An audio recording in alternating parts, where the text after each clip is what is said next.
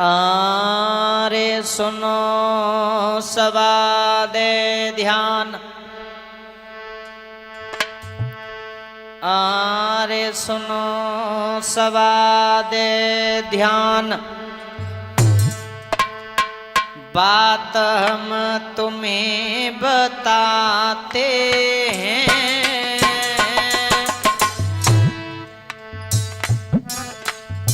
मेरे भैया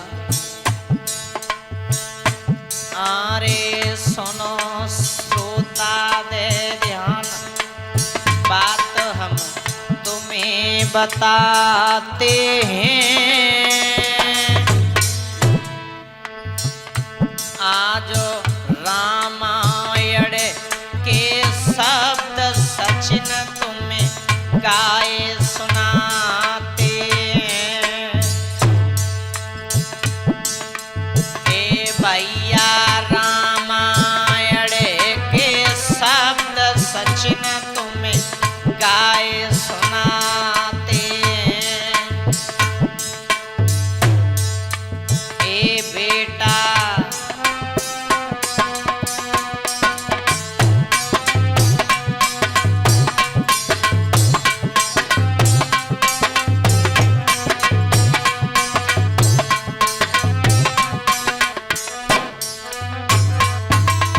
जिस समय राम 14 वर्ष के लिए वनवास जाते हैं, अपनी कुटिया में जब रहने लगे हैं, इधर रावण की बहन सुपर्णखा भगवान श्री राम के सामने आती है, बोली है मानुष ये बता तू कौन है। और राक्षसों को मानस बूझब लगती है तो वो दौड़े चले आते हैं कि तू कौन है। भगवान राम बोले हैं मैं चाहे जो भी हूं, आप बताइए आपको क्या काम है।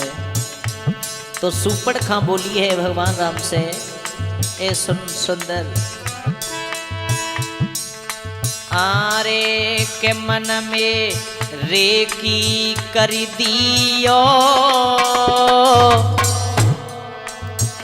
मेरे दिल में जेयात विवाह मेरे संग में कर लियो। अरे मेरे दिल में जेयात विवाह मेरे संग में कर लियो।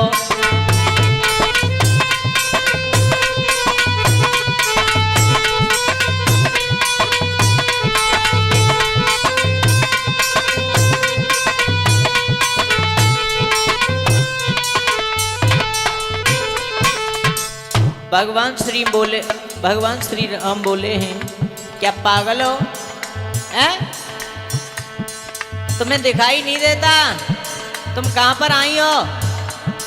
भगवान श्री राम बोले हैं मैं शादीशुदा हूँ, यदि तुम्हें ज़्यादा ही विवाह करना है तो ऐसा करो, उधर जाओ, मेरा छोटा भ्रात खड़ा है, मेरा छोटा भाई लक्ष्मण खड़ा है, उससे आप पूछ लो, ये तो शायद वो शादी कर ले।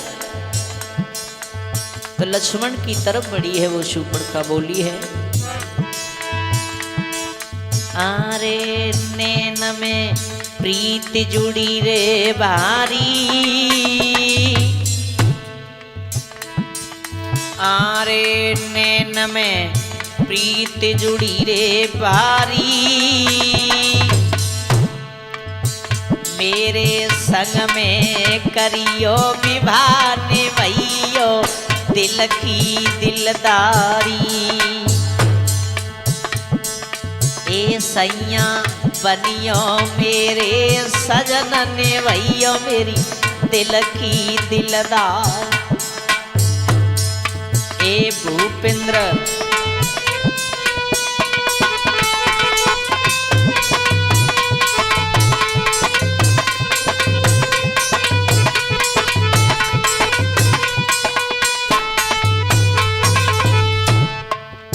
लक्ष्मण बोले हैं मैं शादी नहीं कर सकता। क्यों? क्योंकि मैं भी शादीशुदा हूं।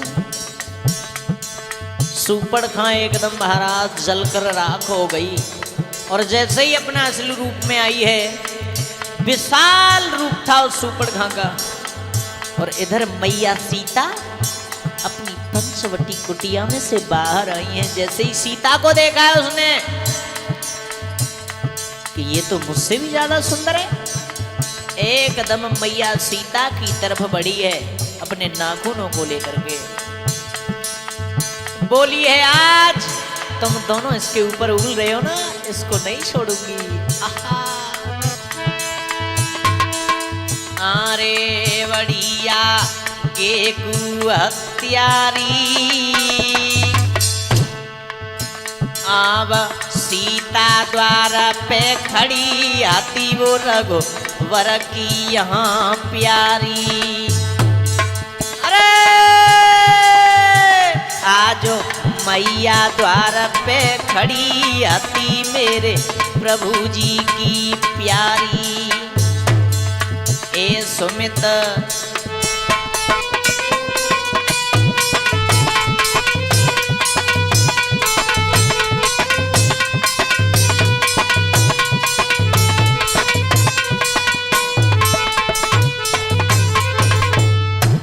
जैसे ही सूर्पणखा आगे के लिए बढ़ी है सुमित, हुआ क्या कि लक्ष्मण ने एकदम से तलवार निकाली और सूर्पणखा की नाक को काट दिया। जैसे ही सूर्पणखा की नाक काटी है, सूर्पणखा भागी है और बोली है दोनों सुन लियो, यदि मेरे भाई रावण को पता चल गया तो अब तुम नहीं बचोगे।